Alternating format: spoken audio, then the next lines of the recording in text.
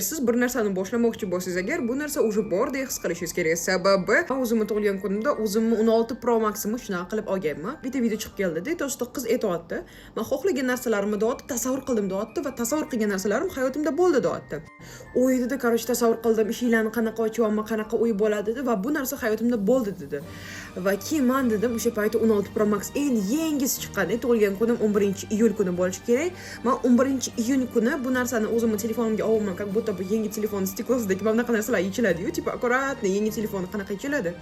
И tipo yoqaman, tasavvur qilyapsiz-da bu narsani. Men чисто по приколу bu narsani qildim, lekin bu narsa haqiqatan ham ishladi. Вообще 11-iyul kuni shunaqa endi yig'layman xursandchiligimdan, конечно же, chunki bu narsa ishlaydi deb вообще o'ylamagandim. Tug'ilgan kunim payti menga просто yangi o'sha payt chiqqan 16 Pro Max просто так podarka qilishgan. Va undan tashqari, конечно, yana hatto tug'ilgan kunimni qilib berishgan. Va вообще zo'r bir podarkalardan biri bo'lgan meni tug'ilgan kunimga. Shu uchun agarda siz bu narsaga ishonmayotgan bo'lsangiz, просто prop qilib ko'ring, telefoningizga video oling, tasavvur qiling do'stlar, sizda bu narsa уже bor.